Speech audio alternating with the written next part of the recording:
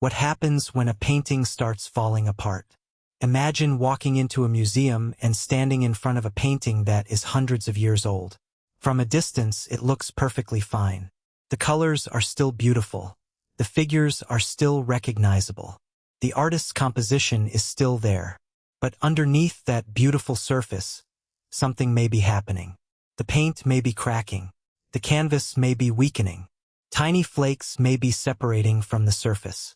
And slowly, almost invisibly, the painting may be beginning to fall apart.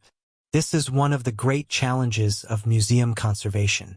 How do you save a masterpiece when the materials that created it are naturally aging? A painting may look like one object, but it is actually a complicated structure. There may be a canvas or wooden panel underneath, then layers of preparation, then pigments mixed with a binding material, then perhaps several layers of varnish. Each material responds differently to time, temperature, humidity, light, and previous treatments. As the materials age, they can move differently, and that movement can create problems. Imagine a canvas expanding when humidity rises, then contracting when the air becomes dry. It may happen so slowly that nobody notices, but over decades, repeated expansion and contraction can create stress. Eventually, cracks may appear. These cracks are often called craquelure.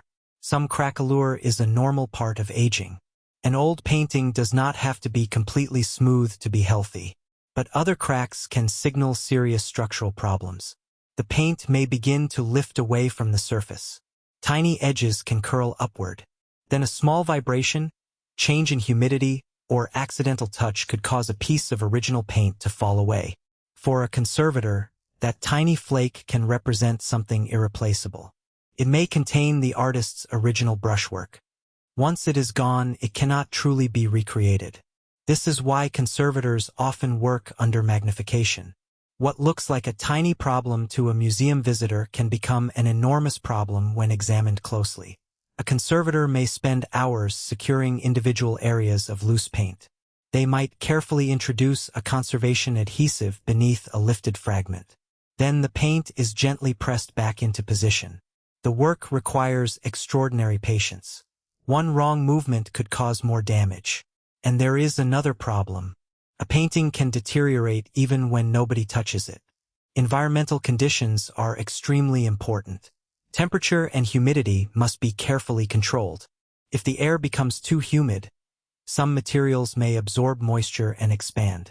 If it becomes too dry, they may contract. Rapid changes can be particularly dangerous. This is why museums use sophisticated climate control systems.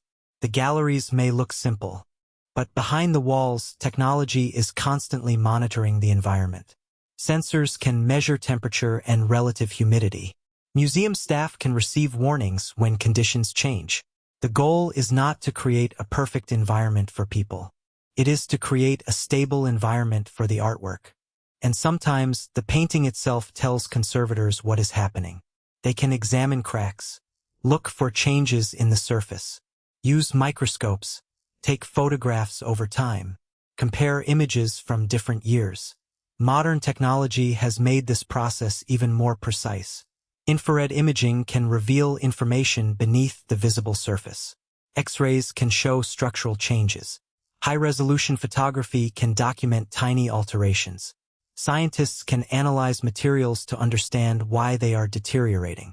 The more conservators understand the materials, the better they can decide what to do.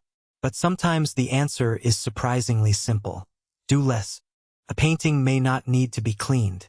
It may not need to be repainted. It may simply need better environmental conditions. This is one of the most important ideas in modern conservation. Not every sign of age is a problem. Some changes are natural. Some cracks are part of the painting's history. Some discoloration may be stable and harmless. The challenge is knowing the difference between an artwork that is old and an artwork that is in danger. That distinction can take years of experience and scientific research. Consider a wooden panel painting. Would respond strongly to changes in humidity. Can expand and contract. Can bend. Can split. And if the panel becomes unstable, the paint layer on top can suffer. Conservators may need to stabilize the wood while protecting the painted surface. But they have to be careful. If they force the wood into a perfectly flat position, they could create new stress. Sometimes the safest approach is to allow the material a limited amount of natural movement. Conservation is therefore not always about forcing an artwork back to its original condition. It is about understanding what the artwork needs now. This becomes even more complicated when a painting has already been restored many times. Imagine a masterpiece that has been cleaned, varnished, repaired, and retouched by several generations of conservators.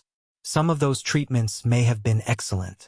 Others may have used materials that later became unstable. A modern conservator may have to understand not only the original artist's materials, but also everything that happened to the painting afterward. The painting has become an archaeological site of its own history. Layer after layer tells a story.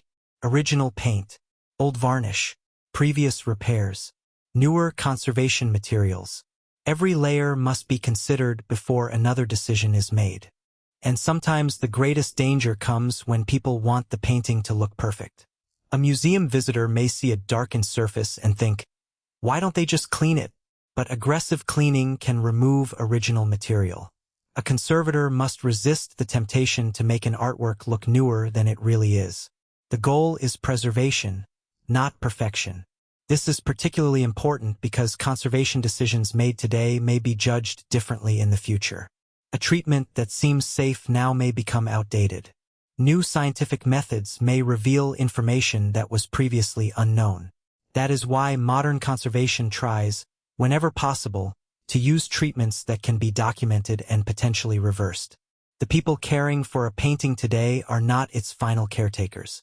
They are temporary guardians. The painting may outlive them by hundreds of years.